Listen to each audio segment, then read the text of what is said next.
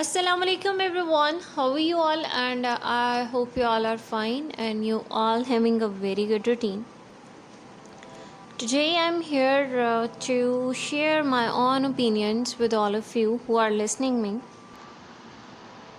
कुछ सालों पहले की बात है कि हमें पता चला कि हर एक इंसान का जो DNA है वो डिफरेंट होता है, और वो जो इंसान का DNA होता है वो इसकी प्रॉपर एक ऐसी आइडेंटिटी होती है, बायोलॉजिकल आइडेंटिटी होती है जो वैसा DNA किसी और का नहीं हो सकता. इन द सेम वे अगर आप देखें तो बहुत पहले हमें ये पता चला कि इंसान का जो थंब एक्सप्रेशन है, DNA से भी पहले ये बात आई गेस पता चली होगी कि जो थंब एक्सप्रेशन है. टुडे आई थॉट कि मैं जो बात करने जा रही हूँ वो सुनने में तो बहुत सिंपल सी बात है, लेकिन उसका मीनिंग बहुत ज़्यादा डीप है. अब उसका मीनिंग डीप कैसे है? वंस आई हैव हर्ड कि इंसान जो है उसका जो थंब है उसके जैसा किसी और का थंब एक्सप्रेशन नहीं होता. मतलब अगर मैं ये सिंपल वर्ड्स में कहूँ तो मेरा जो थंब एक्सप्रेशन है वो किसी और से मैच नहीं करता. हमारे थंब के ऊपर कुछ ऐसे पैटर्न्स होते हैं जो किसी से मैच नहीं करते. ये हमें यूनिक बनाते हैं, ये हमारी एक यूनिक आइडेंटिटी होती है,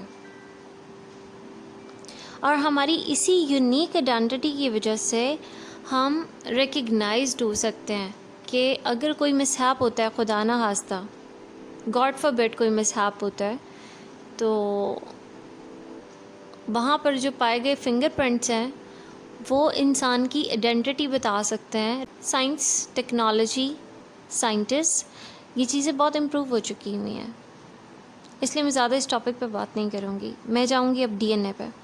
अच्छा, DNA क्या होता है? इंसान की ऐसी बायोलॉजिकल आइडेंटिटी होती है, इंसान के जीन्स और उसकी बहुत सारी इन्फॉर्मेशन उसके अंदर होती है जो कि हर एक इंसान की अपनी बायोलॉजिकल आइडेंटिटी को शो ऑफ करता है. उससे इंसान की आइडेंटिटी भी हो सकती. अब हमारे पास आइडेंटिफाई करने के लिए जीन्स जो हैं वो एक बहुत बड़ा सोर्स है कि जो भी डेड बॉडीज़ हैं आप उनमें से जो है जीन्स को उनके टेस्ट लें और आपको पता चल जाएगा कि the person is dead and you declared it. And what is, अब थोड़ा सा और इसको डीपली देखते हैं कि जो उनके बेटे हैं या उनकी बेटी हैं या उनका कोई भी फैमिली मेम्बर है उसके साथ उनके जीन्स मैच भी किए जा सकते हैं टेस्ट के थ्रू, और ये आइडेंटिफाई किया जा सकता है कि yes the person is no more now. कि जो जीन्स होते हैं वो हमारी प्रॉपर आइडेंटिटी को शो करते हैं. जो हमारा थंब एक्सप्रेशन है वो हमारी यूनिक आइडेंटिटी है, वो हमारी आइडेंटिटी को शो करता है. अब बात ये आती है कि जब हमारा थंब हम थंब नहीं है, थंब हमारा है, जीन्स हम नहीं है, जीन्स हमारे हैं, और जब हमारी चीज़ें हमें आइडेंटिफाई करने के लिए इस्तेमाल की जाती हैं तो हम इटसेल्फ अपने आप को आइडेंटिफाई ना करवा पाते हैं और ना हम खुद को आइडेंटिफाई करते हैं. ये कितनी अजीब सी बात है.